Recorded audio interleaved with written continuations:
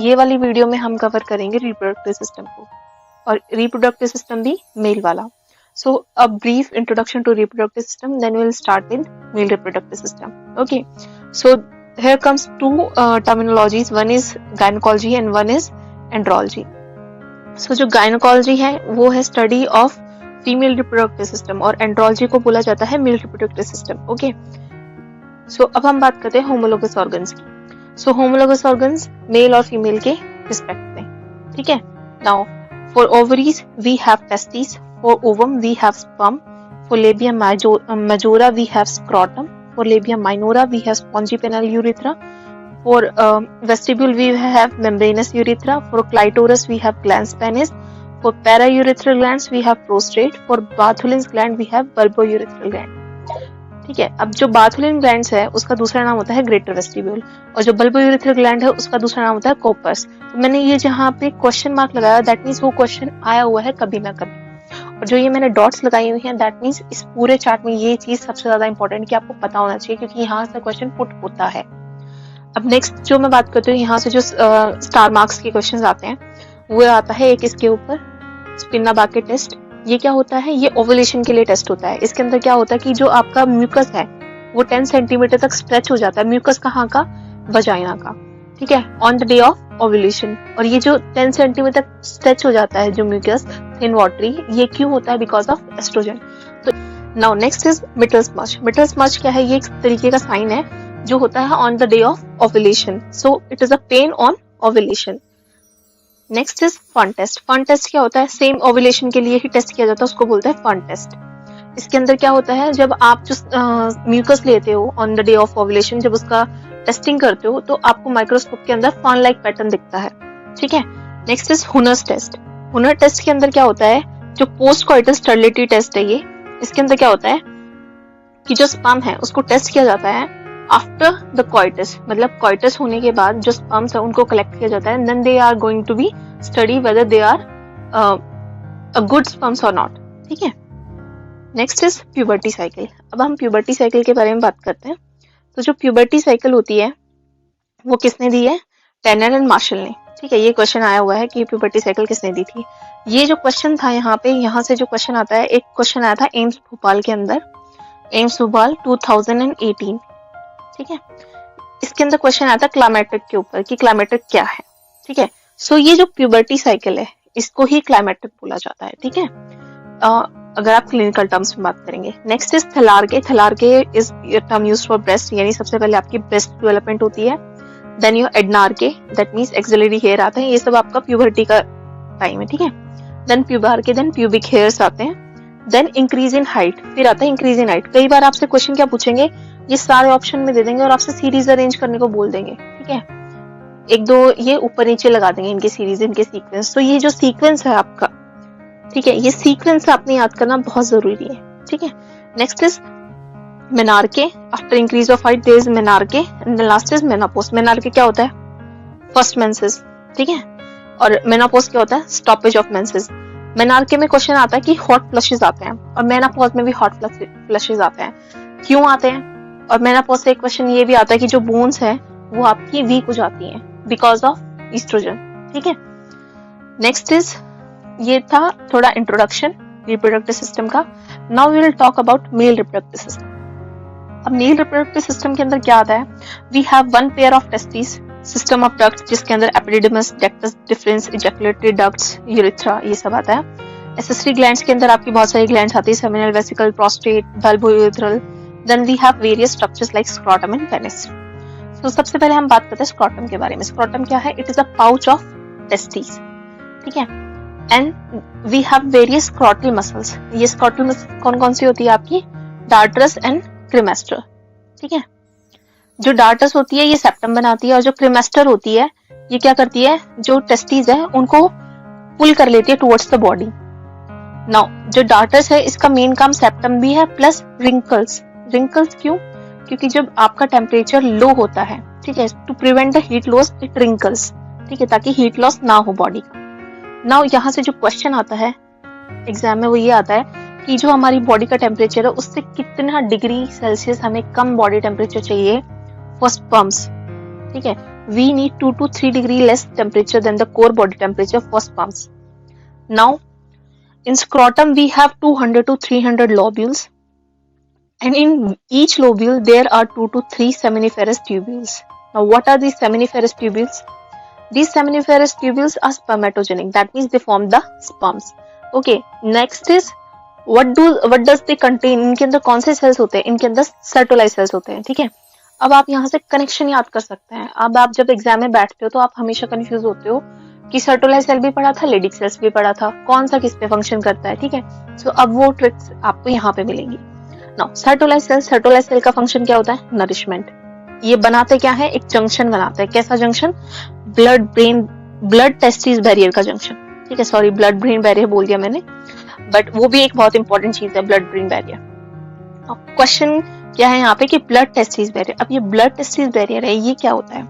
ये क्या होता है कि इसके अंदर ब्लड पास नहीं होता through the blood testis barrier before reaching to the developing sperms. तो ये जो बैरियर है ये ब्लड को कांटेक्ट में नहीं आने देता जर्म सेल्स के, ठीक है। अगर कांटेक्ट में आ जाएगा दैट मींस क्या है? इन्फेक्शन हो जाएगा। अब जर्म सेल्स में इन्फेक्शन हो जाएगा तो ऑब्वियसली जो ऑफस्प्रिंग बनेगा वो अच्छा नहीं बनेगा, ठीक है, या अबॉर्ट हो जाएगा एट द एंड आके, यानी डिजीज्ड स्पर्म बनेगा एक तरीके से। Next is testis. टेस्टिस के ऊपर जो क्वेश्चन आता है वो ये आता है कि टेस्टिस कब डिसेंड होती हैं? 7 मंथ ऑफ लाइफ में। ये क्वेश्चन पूछा हुआ है। नाउ अगर टेस्टिस डिसेंड ना हो तो क्या होगा? क्रिप्टोऑर्काइडिज्म, ठीक है। ओके, नाउ इस जो टेस्टिस होती हैं इसकी 2 लेयर्स होती हैं। इतना डिटेल्स में कभी नहीं आता है, बट स्टिल जो टेस्टिस होती हैं उनकी 2 लेयर्स होती हैं, ट्यूनिका वजाइनालिस एंड ट्यूनिका एल्विजीनिया, ठीक है। नाउ वजाइनालिस के अंदर क्या होता है? आपका जो फ्लूइड है वो भर जाता है। There is a collection of fluid in testis which is known as at the end hydrocele. Okay, उसको आप क्या बोलोगे? At the end hydrocele. Now ये जो ट्यूनिका वजाइनालिस है यही कवर करती है आपकी टेस्टिस को। ट्यूनिका एल्विजीनिया जो आपकी लेयर होती है अंदर वाली वो क्या होती है? White fibrous layer which is known as tunica albuginea and it forms the septum and it divides in series of compartments which are known as lobules. Okay, now यहाँ पे आप एक स्ट्रक्चर देख सकते हो।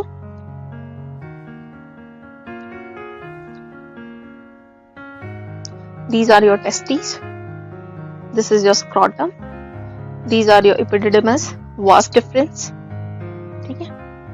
Now you have your glans penis over here, then foreskin, then you have your urethral opening.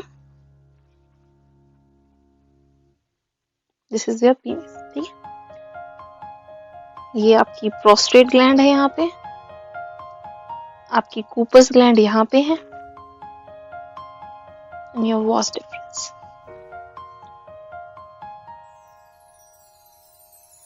अब हम बात करते हैं सर्टोलाइज सेल्स क्या होते हैं और लेडिक सेल्स क्या होते हैं।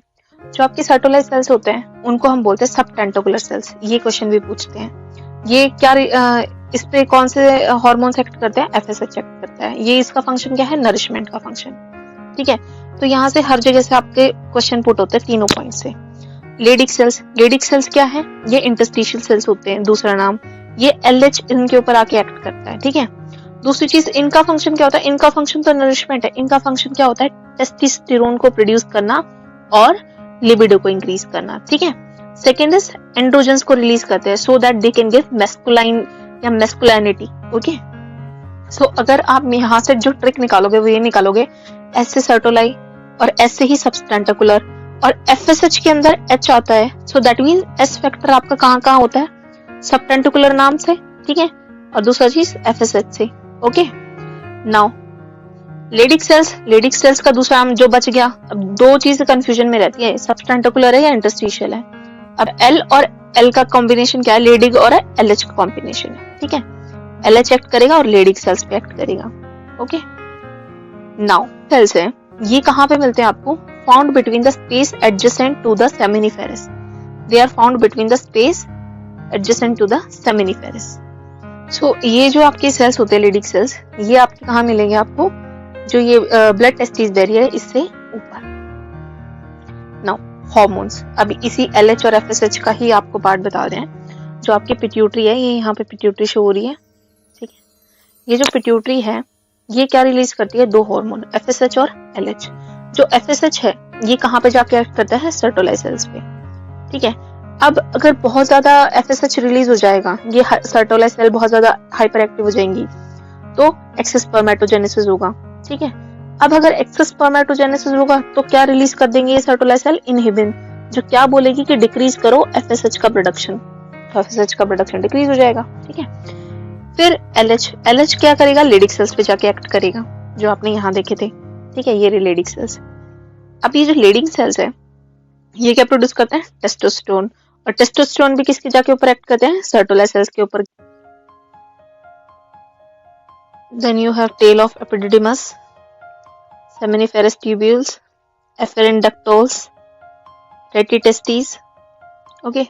अब यहाँ पे आप देखोगे तो ये है आपके लेडिक सेल्स, जिनका दूसरा नाम क्या होता है, इंटरस्टिशियल सेल्स, और ये हैं आपके सेमिनिफेरस ट्यूब्यूल्स अंदर, ठीक है। तो ये देखिए ये जो बना हुआ है ये क्या है आपका ब्लड टेस्टिस बैरियर, और इसके अंदर जो सेल्स है ना वो कौन से सेल्स हैं, सर्टोलाई।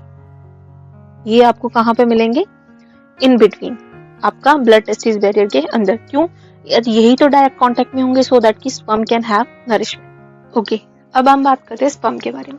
स्पर्म, इसके जो क्वेश्चन आता है वो आता है इसकी लाइफ स्पैन कितनी है, 24 आवर्स। हमारी बॉडी का सबसे स्मॉलेस्ट सेल होता है स्पर्म, ठीक है। Now each day there are 300 million sperms which are matured. अब हम स्पर्म का ये डायग्राम है, आप देख सकते हो। अब हम बात करते हैं यहाँ पे स्पर्म को हमने बांट दिया है दो पार्ट में, हेड और टेल में। ये आप हेड देख सकते हो यहाँ पे, और यहाँ पे आप देख सकते हो ये नेक के पास है इसका सेंट्रियोल। ये पोर्शन जो है आपका ये है एक्रोसोम, एंड इट क्वेश्चन आता है acrosome covers how much area, covers the 2/3 area of the nucleus, okay. Now जो माइटोकॉन्ड्रिया होते हैं वो इस मिडिल पीस के अंदर होते हैं, ठीक है। ये टेल है पूरी की पूरी, तो इस टेल के पार्ट ही है मिडिल पीस, ठीक है। नाउ ये माइटोकॉन्ड्रियाज हो गए आपके। Then we have terminal disc at the end, then we have this whole tail. अब इस टेल के भी पार्ट है axial filament, and then you have end piece, ठीक है। तो mitochondrias, terminal disc, this one is centriole, and then you have your acrosome, and this is your nucleus. Head के अंदर क्या होता है, न्यूक्लियस और एक्रोसोम। एक्रोसोम क्या कंटेन करता है, आपके दो हार्मोन्स, हाइड्रोलिनेज और प्रोटीएज। अब जो ये दोनों के दोनों हैं ये क्या हेल्प करते हैं फर्टिलाइजेशन में, कैसे, ये क्या रिलीज करते हैं, हाइड्रोलिनेज क्या कर देता है, डिसॉल्व कर देता है आपकी outer layer of the ovum को, ठीक है। देन आपका टेल की बात करते हैं। टेल के अंदर 4 पार्ट्स होते हैं, neck, middle piece, principal piece और एंड पीस। नेक कंटेन करता है आपका सेंट्रियोल, मिडल पीस के अंदर आपके mitochondrias in spiral arrangement which help in ATP production, locomotion, metabolism, okay. जो आपका स्पर्म है वो कौन सा सब्सटेंस को यूज करता है फॉर देयर फूड और नरिशमेंट, फ्रक्टोज। ये क्वेश्चन मल्टीपल टाइम्स पूछा हुआ है। Now your principal piece, that is the longest one, and then your end piece. Reproductive ducts in male. अब हम ducts के बारे में बात करते हैं। सबसे पहले क्या होता है कि जो सर्टोलाई सेल्स हैं वो पुश करते हैं स्पर्म्स को और फ्लूइड्स को into seminiferous tubules, and they will push into retitestes, and then into efferent duct, and then into epididymis. अब epididymis से क्या क्या चीजें होती हैं, यहाँ से जो क्वेश्चन आता है, स्टोर और मैच्योर होते हैं स्पर्म कहाँ पे, एपिडिडिमस में। साइट ऑफ स्पर्म मैच्योरेशन क्या है, epididymis, and propel the sperm into the vas deferens, वो क्या है, एपिडिडिमस, ठीक है। सो जब तक सेक्सुअल अराउजल नहीं होता तब तक जो आपके स्पर्म्स हैं वो कहाँ स्टोर होते हैं, epididymis. Now ductus epididymis which is 6 centimetre long and is uncoiled, if uncoiled. So ductus epididymis 6 metre का होता है अगर आप उसको पूरा अनकॉइल कर दो, okay. Next is your vas deferens. Vas deferens क्या होता है, during a sexual arousal it transmit the sperms from epididymis to urethra and it stores the sperm for several months, ठीक है। देन क्वेश्चन इज, यहाँ से जो question हमेशा पूछा जाता है जब भी आप किसी का एनएसवी करते हो, नोज स्केलेटल वेसेक्टमी करते हो आप किसी का, तो किसी की भी अगर वेसेक्टमी होती है, एनएसवी, ठीक है, तो किसी की NSV होती है तो उसमें आपने पेशेंट को क्या बोलना है कि up to 3 months they have to use contraception, because जो आपका वॉस डिफरेंस है it will carries some amount of sperms, ठीक है। So use contraceptive for 3 months after dissecting. Now spermatic cord, spermatic cord क्या होती है? There are some spotting structures which are veins, nerves and arteries. Varicocele का मतलब क्या होता है? Swelling of scrotum due to dilated veins. Okay, ejaculatory ducts, ejaculatory ducts क्या होते हैं? 2 सेंटीमीटर लॉन्ग होते हैं and they terminate at prostatic urethra. Next is urethra. Urethra से जो क्वेश्चन आते हैं वो दो आते हैं कि जो यूरेथ्रा है वो कितने सेंटीमीटर है? 20 सेंटीमीटर इन मेल्स। और जो दूसरा क्वेश्चन आता है वो आता है फीमेल्स के अंदर कितना सेंटीमीटर है? 4 सेंटीमीटर। शॉर्ट ही है ना फीमेल्स में तो। ओके, मेल के अंदर जो आपका यूरेथ्रा होता है ना, इसके दो फंक्शन होते हैं, हमेशा पूछ लिया जाता है ये। तो यूरिन और सीमन दोनों के लिए कॉमन पाथवे होता है आपका यूरेथ्रा। एक्सेसरी सेक्स ग्लैंड के अंदर हमारे पास 3 आती है, seminal vesicle, prostate, bulbourethral, corpus gland. Seminal vesicles contains fluid and also fructose for ATP production. जो मैंने बताया था आपको कि जो स्पर्म है उनको क्या चाहिए होता है? फ्रक्टोज चाहिए होता है। Sperm motility and viability through seminal vesicles. 60% of seminal fluid in semen is from your seminal vesicles. Now this seminal fluid contains clotting factor in semen. वो मैं आपको आगे बताऊंगी कि क्या होता है ये। Next is prostate. प्रोस्टेट क्या होता है? एक डोनट शेप की ग्लैंड होती है and you can say half golf ball size होती है ये। The secretion from prostate is milky white and acidic in nature and it contains citric acid and proteolytic enzymes. Point to be noted, it contains proteolytic enzyme. Proteo means protein, lytic means तोड़ना, ठीक है, जो protein को तोड़ दें ऐसे enzymes होते हैं इसके पास। तो एग्जांपल क्या है? PSA, prostate specific antigen, lysozyme, hyaluronidase, ठीक है। नाउ सेमिनल प्लाज्मा, ये जो इसका सेक्रेशन होता है उसको बोलते हैं seminal plasma. This is antibacterial, so it consist of 25% of semen. That means जो 25% ऑफ सीमेन है वो आता है प्रोस्टेट से, ठीक है। Now bulbourethral glands which is also known as corpus gland. It is a pea-sized gland. It is alkaline in nature. Okay, this one was acidic in nature and this one is alkaline in nature. It neutralizes the pH due to urine. Okay, ये क्यों important है? जो आपका pathway है that is common for urine plus for semen. So अगर pathway common है तो जो urine होता है आपका slightly acidic होता है, semen है it should be basic in nature. Your sperms need basic medium, ठीक है। अगर उनको एसिडिक मीडियम मिलेगा तो वो डिस्ट्रॉय हो जाएंगे। So to neutralize that pH we have your bulbourethral gland. So इनका फंक्शन क्या होता है? ये ल्यूब्रिकेट करता है यूरेथ्रा एंड पेनिस को so that it will prevent injury during coitus and they are produced on erection. That means जो secretions है बल्बोयूरेथ्रल ग्लैंड की they will be produced only on erection. It does not contain any sperms, okay, does not contain any sperms. Next is semen. अब हम सीमेन के बारे में बात करते हैं, जो हमने देखा था कि 60% सेमिनल वेसिकल से आता है, 25% आपका प्रोस्टेट ग्लैंड से आता है, ठीक है। ओके, सीमेन, सीमेन किससे बना होता है? स्पर्म्स प्लस सेमिनल फ्लूइड से। सेमिनल फ्लूइड्स क्या होते हैं? जो यहाँ से आते हैं आपके, ठीक है। अब जो इसका अमाउंट कितना होता है? 2.5 to 5 ml पर इजैकुलेशन, मतलब एक इजैकुलेशन में 2.5 से 5 ml आता है। पीएच कैसा होता है? बेसिक होता है। मैंने बताया था आपको सीमेन कैसा होता है? Basic in nature. इसको न्यूट्रलाइज करने के लिए क्या होता है आपके पास में? बल्बोयूरेथ्रल ग्लैंड की secretion. Okay, now we have 50 to 150 million sperms per ml। 1 ml के अंदर 50 से 150 मिलियन स्पर्म होता है। तो 5 ml को आप इससे मल्टीप्लाई कर लोगे, इतने मिलियन, और डेली कितने बनते हैं आपके? 300 मिलियंस, ठीक है। नाउ इनफर्टिलिटी आप कब बोलोगे? अगर 15 मिलियन पर ml से कम स्पर्म्स है आपके, तो जो सीमेन होता है वो जब इजैकुलेट होता है so it clots in 5 minutes. क्यों? Due to the clotting factors. अब क्लॉटिंग फैक्टर्स कहाँ से आता है? सेमिनल वेसिकल्स के थ्रू, ठीक है। ओके, ये जो क्लॉटिंग फैक्टर्स है ना, इसका काम क्या होता है? ये क्या कर देता है? क्लॉट बना देता है, और 10 से 15 मिनट के बाद ना वो जो क्लॉट है वो रीलिक्विफाई हो जाता है। मतलब क्लॉट बना और वो वापस से लिक्विड बन गया, ठीक है। लिक्विड क्यों बना? Due to PSA and proteolytic enzyme. तो दोनों काम हो गए, पहले तो उसका क्लॉट बना और फिर क्लॉट ही रीलिक्विफाई हो गया। इससे हुआ क्या? इससे फायदा क्या हुआ? फायदा ये हुआ कि समटाइम्स बिकॉज ऑफ एनवायरमेंट जो आपके स्पर्म्स है ना वो डिस्ट्रॉय हो जाएंगे, ठीक है, अगर वो लिक्विड में ही रहे तो।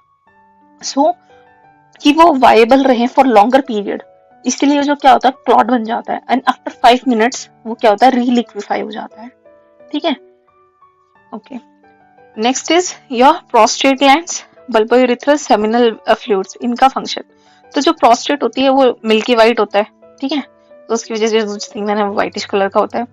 बल्बोयूरेथ्रल की वजह से वो स्टिकी हो जाता है, ठीक है। और सेमिनल फ्लूइड का जो फंक्शन है वो ट्रांसपोर्टेशन का है mainly. So it provide the transportation medium, protection and acidic protection from acidic environment. Now what is haemospermia, ये एक टर्म है, इसका मतलब क्या होता है blood in semen. Next is your penis. Penis is a common pathway for your urine and your semen, ठीक है।